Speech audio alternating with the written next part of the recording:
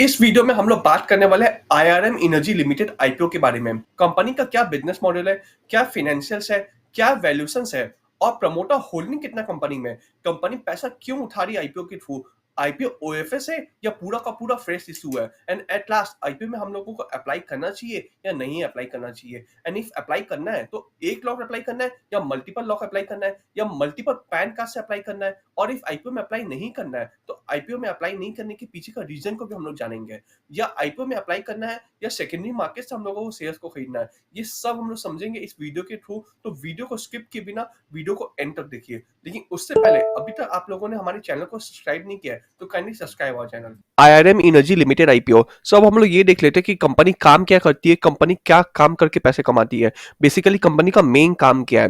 तो company incorporate हुआ था 2015 में, कंपनी इनकॉर्पोरेट हुआ था, यानी कि कंपनी 8 साल पुरानी है। 8 साल से कंपनी यही सेम काम कर रही है। कंपनी का काम क्या है? गैस डिस्ट्रीब्यूशन कंपनी ये है।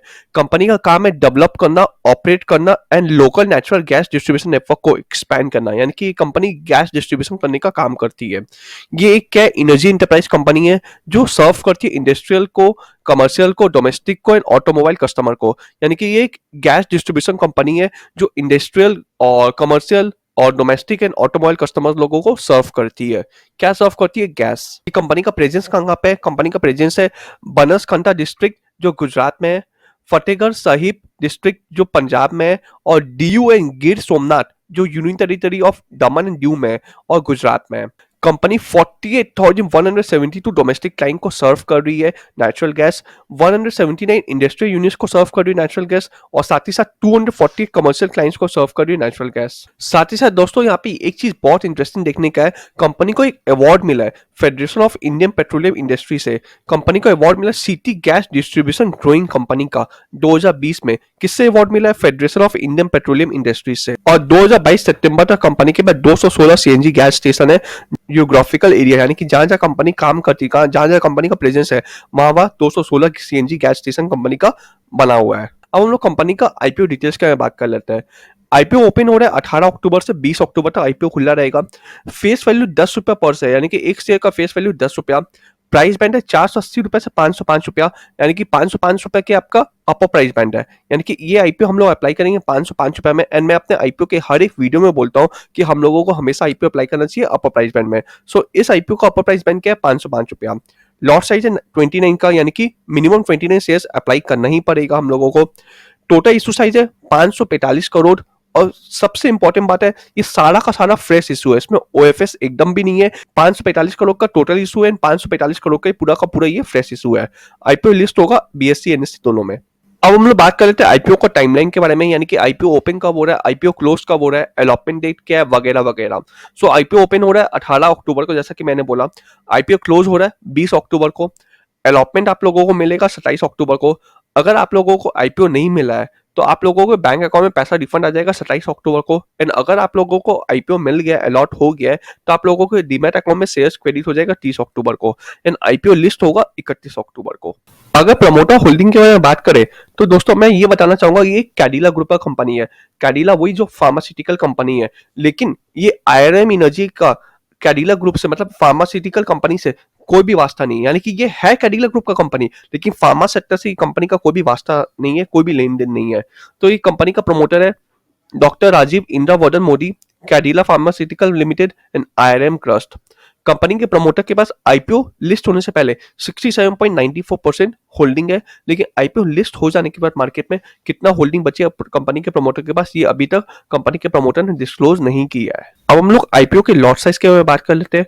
मिनिमम 29 शेयर्स का एक लॉट है, यानी कि 29 शेयर्स मिनिमम अप्लाई करना ही पड़ेगा किसी को भी। 14,645 रुपए जिसमें लगेगा। रिटेल लोग मैक्सिमम 13 लॉट अप्लाई कर सकते हैं, यानी कि 377 शेयर्स जिसमें लगेगा 1,90,385 रुपीज। स्मॉल एचएनआई यानी कि जो लोग 2 लाख के ऊपर अप्लाई करना चाहते हैं, वो लोग मिनिमम 14 लाख अप्लाई करेंगे, यानी कि 406 शेयर जिसमें लगेगा 2,05,030 रुपया।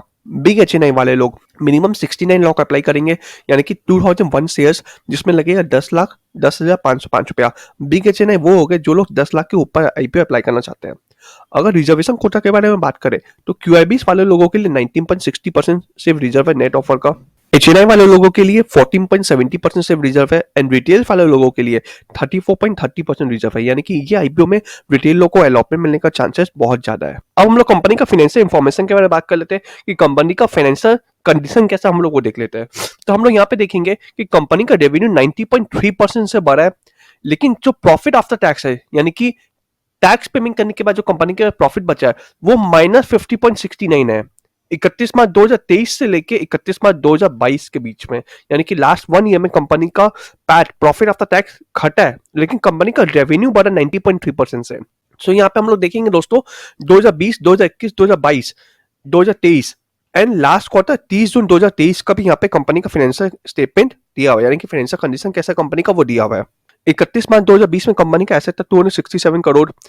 31 मार्च 2021 में कंपनी का एसेट बढ़ के 338 करोड़ हो गया एंड 2022 में भी कंपनी का एसेट बढ़ा 555 करोड़ हो गया एंड 2023 में कंपनी का एसेट में हम लोग को जबरदस्त उछाल देखने को मिला है, 793 करोड़ हो गया है। लेकिन लास्ट क्वार्टर में कंपनी का एसेट थोड़ा सा कम हुआ है, 838 करोड़ के आसपास आते हुए देखने को मिला है, यानी कि year two year wise company का एसेट में बढ़ोतरी देखने को मिल रहा है, लेकिन लास्ट क्वार्टर में कंपनी का कोई रीजन की वजह से एसेट में हम लोगों को गिरावट आते हुए देखने को मिल रहा है। रेवेन्यू की बात करें तो रेवेन्यू 31 मार्च 2020 में कंपनी का रेवेन्यू था 166 करोड़। 2021 में कंपनी का रेवेन्यू बढ़ गया 2012 करोड़। 2022 में कंपनी का रेवेन्यू जबरदस्त हम लोगों को 2 टाइम्स से बढ़ते हुए देखने को मिला, यानी 549 करोड़ के आसपास आते हुए देखने को मिला है। 2023 में कंपनी का रेवेन्यू वापस से डबल डिजिट से ग्रोथ हुआ है, यानी कि 1045 करोड़ हो गया है। यहाँ पे दोस्तों आप लोग देख पा रहे होंगे 212 करोड़ से सीधा 549 करोड़ एंड 549 करोड़ से सीधा 1045 करोड़, यानी कि रेवेन्यू लास्ट 2 साल में कंपनी का डबल डिजिट से ग्रोथ हुआ है। लेकिन 2023 का 30 जून को, यानी कि ये लास्ट क्वार्टर में कंपनी का रेवेन्यू ड्रास्टिकली फॉल आते हुए देखने को मिला है, 249 करोड़ के आसपास अप्रॉक्स। प्रॉफिट आफ्टर टैक्स की बात करें तो 21 करोड़ था, फिर आपका 35 करोड़ के आसपास, फिर 128 करोड़, यानी कि जबरदस्त ग्रोथ देखने को मिला, सीधा 35 करोड़ से 128 करोड़। फिर 2023 में कंपनी का रेवेन्यू वापस से हम लोगों को घटते हुए देखने को मिला है 63 करोड़। फिर लास्ट क्वार्टर में कंपनी का हम लोगों को प्रॉफिट आफ्टर टैक्स वापस घटते हुए देखने को मिला 27 करोड़। नेटवर्क के बारे में बात करें तो 75 करोड़, फिर 117 करोड़, फिर जबरदस्त उछाल आते हुए देखने को मिला 243 करोड़, फिर 346 करोड़ एंड नेटवर्क में इस क्वार्टर में भी, लास्ट क्वार्टर में भी हम लोगों को अच्छा खासा उछाल आते हुए देखने को मिला 373 करोड़, यानी कि कंपनी के एसेट लगातार बढ़ते जा रहा है लेकिन लास्ट क्वार्टर में गिर गया है। रेवेन्यू लगातार बढ़ते जा रहा है लेकिन लास्ट क्वार्टर में गिर गया है and profit of the tax 31 मार्च 2023 से गिरना स्टार्ट हो गया, यानी कि 31 मार्च 2023 में कंपनी का प्रॉफिट ऑफ टैक्स गिरा, फिर लास्ट क्वार्टर में भी गिरा। नेटवर्क के बारे में बात करें तो नेटवर्क लगातार कंपनी का ईयर टू ईयर वाइज हम लोगों को बढ़ोतरी देखने को मिल रहा है।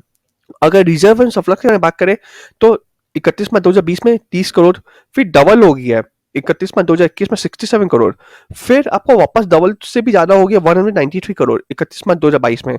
31 मार्च 2023 में एंड लास्ट क्वार्टर में कंपनी का रिजर्व सरप्लस का कोई इंफॉर्मेशन यहाँ पे डिस्क्लोज नहीं किया गया है। बोरेंस की बात करें तो कंपनी का बोरेंस लगातार बढ़ते गया है, 146 करोड़, फिर 163 करोड़, फिर 31 मार्च 2022 में 202 करोड़, फिर 303 करोड़ 31 मार्च 2023 में, फिर लास्ट क्वार्टर में भी कंपनी का बोरेंस बढ़ता हुआ आया है 221 करोड़, यानी कि कंपनी का एसेट रेवेन्यू लगातार बढ़ते जा रहा था लेकिन लास्ट क्वार्टर में कोई वजह से फॉल हो गया है। नेटवर्क भी कंपनी का बढ़ते जा रहा था ईयर ऑन ईयर वाइज और बोरेंस भी कंपनी का ईयर ऑन ईयर वाइज बढ़ते जा रहा है, तो कंपनी का फाइनेंशियल स्टेटमेंट में को ठीक ठाक लग रहा है, इतना कोई खास नहीं लग रहा है। अब हम लोग कंपनी का की परफॉर्मेंस इंडिकेटर देख लेते हैं। मार्केट कैप है 2073 करोड़ और पीई है 24 का। हालांकि कंपनी का रिटर्न इक्विटी 18.23 है, सही है, बहुत अच्छा है। रिटर्न कैपिटल एम्प्लॉयड 14.19 है, ईपीएस भी सही है 21 के आसपास है, रिटर्न नेटवर्क भी सही है 18.23। अब हम लोग ये देख लेते हैं कि कंपनी आईपीओ क्यों ला रही है, आईपीओ लाने के पीछे कंपनी का मेन ऑब्जेक्टिव क्या है, कंपनी ये आईपीओ से पैसा उठा के कहाँ पे यूटिलाइज करने वाली है, अब हम लोग ये देख लेते हैं। कंपनी को बेसिकली क्या है, जो कंपनी का कैपिटल एक्सपेंडिचर रिक्वायरमेंट है सीटी गैस डिस्ट्रीब्यूशन के लिए, कहाँ पे, नमक्कल में और तमिलनाडु में, फिस्कल ईयर 24 में, फिस्कल ईयर 25 में, फिस्कल ईयर 26 में, वो कैपिटल एक्सपेंडिचर रिक्वायरमेंट को फंडिंग करने के लिए कंपनी आईपीओ के पैसे को यूटिलाइज करने वाली है। दूसरा, कंपनी का जो बोरेंस है, कंपनी उसको पेमेंट करने के लिए भी आईपीओ का पैसा इस्तेमाल करने वाली है। थर्ड है आपका कॉर्पोरेट पर्पस। ये देखने को मिल रहा है कि कंपनी केपिक्स में आईपीओ का पैसा इस्तेमाल करेगी। सेकेंडली, कंपनी बोरेंस यानी कि कर्ज को कम करने के लिए आईपीओ का पैसा इस्तेमाल करेगी। अच्छा बात है, ये पूरा का पूरा आपका फ्रेश इशू है, ये भी काफी अच्छी बात है। कैडिला फार्मास्यूटिकल्स का प्रमोटर है, ये भी अच्छी बात है। लेकिन एक चीज मुझे यहाँ पे खराब देखने को मिली है, एसेट कंपनी का लगातार बढ़ते जा रहा है लेकिन लास्ट क्वार्टर में और गिर गया, रेवेन्यू लगातार बढ़ते जा रहा है लेकिन लास्ट क्वार्टर में गिर गया। लेकिन ऐसे तो रेवेन्यू गिरा है लेकिन बोरेंज कंपनी का कंटिन्यूस बढ़ते पे बढ़ते जा रहा है, पहला बात। दूसरा बात, आपका ये कंपनी का पी बहुत ज्यादा है, कंपनी का पी 24 के आसपास है। वहीं आपका इस कंपनी का जो पीयर कंपैरिजन है, जो हमारे इंडियन स्टॉक मार्केट में पीयर कंपैरिजन कंपनी का लिस्टेड है, एमजीएल, उसका पी आपका 12 के पास है। देन आपका गुजरात गैस का, उसका पी आपका 18 के पास है। देन आईजीएल का, इंद्रप्रस्थ गैस का, उसका पी आपका 19 का है। एंड ये कंपनी का पी 24-25 के आसपास का है। तो इतना महंगा आईपीओ मैं क्यों अप्लाई करना चाहूंगा? मेरे को अगर आईपीओ में अप्लाई करना होगा तो मैं लॉन्ग टर्म के लिए आईपीओ को अप्लाई करना चाहूंगा, ना कि शॉर्ट टर्म के लिए। अगर मार्केट कंडीशन अच्छा हुआ तो हम लोग को छोटा मोटा लिस्टिंग गेट मिल सकता है इस आईपीओ में, लेकिन मैं ये आईपीओ में अप्लाई करना चाहूंगा लॉन्ग टर्म के लिए, ना कि शॉर्ट टर्म के लिए। Kindly share the video with your friend. Video अच्छा लगा तो kindly like and subscribe our channel.